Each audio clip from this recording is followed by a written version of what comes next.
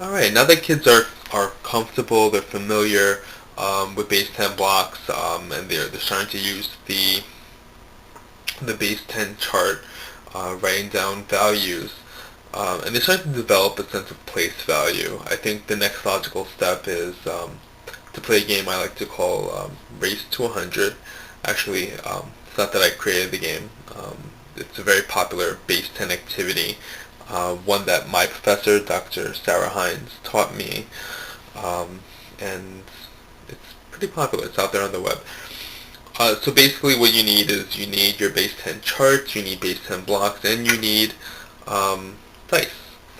In today's case, I'm just going to be using a die. Um, and instead of playing Race to 100, we're actually going to play Race to 10. And the reason why we'll be playing Race to 10 is because there's an important rule that we need to familiarize kids with, and that's the trade-in rule. We know this as regrouping. When we add 11 plus 9, we regroup the ones column, and we bring over to the tens column. But we don't really understand why most of the time. It's become so automatic. But for many kids, again, it's automatic, and they don't understand why.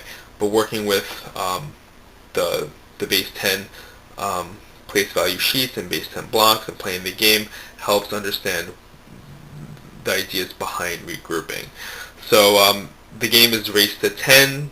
We're just going to use a very basic rule. It's called the trade-in rule. And basically what the trade-in rule is anytime we have 10 of any of the units, rods, or flats, we trade in for the next higher. For example, if we have six ones and we add 4 more when we roll, that means you would have 10 units. So what we'll do is we will trade in 10 units for 1 rod, and of course the rod goes in the rod column, right? And the same thing goes for 10 rods. If we had 10 rods, right?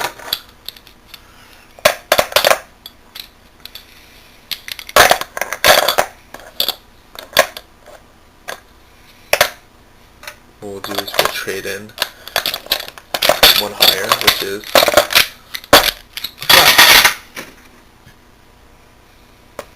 But since we're playing Race to 10, we're just worrying about our ones.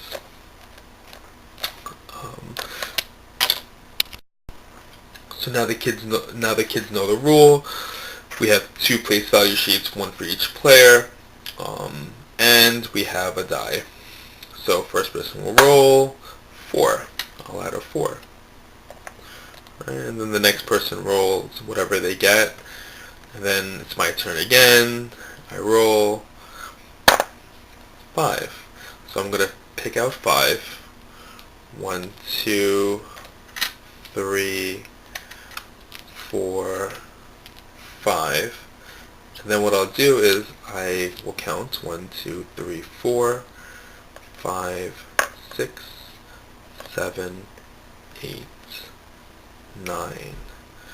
Right? And then the other person will go, and then I will go afterwards. So that's my turn. Now I have 2. So I'll pick out 2, 1, 2. Now what I'll do is I'll count 1, 2, 3, 4, 5, 6, 7, 8, 9.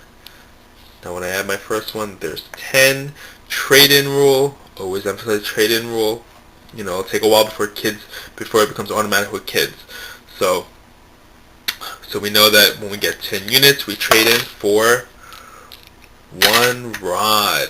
We put the rod here, and we still have our 1 unit from left over. So we won. We were the first to get to 10, and we actually got higher than 10. And if we want to find out exactly what we got, we can either count it, 1, 2, 3, 4, 5, 6, 7, 8, 10, 11, or we can just use what children are accustomed to that we've been teaching them. We have 1 rod and 1 unit, which is also 11.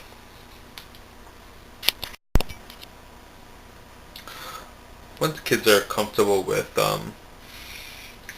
with the game Race to 10, it's only logical that we can start playing Race to 20, Race to 30, Race to 40. I think the main thing that we want to get them used to is that trade-in rule and the regrouping. And then once they are comfortable with some of those higher numbers, we can eventually get to Race to a flat. Now, we can still use a die, or if you want to make things more interesting, you can use 2 die. The only thing is, when they roll, like 10, you can give them an option of, instead of, you can have them either pick out 10 units,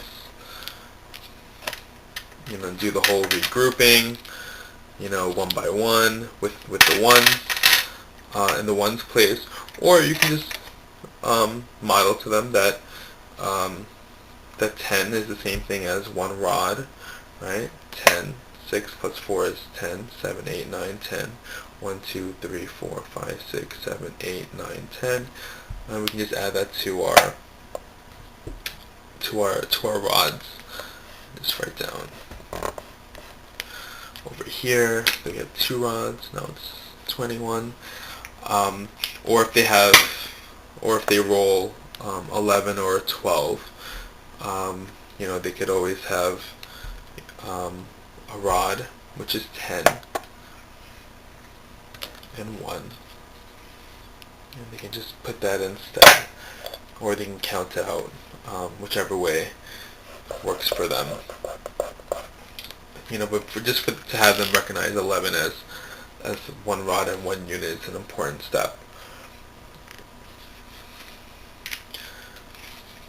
Alright, and have fun playing Race to 100.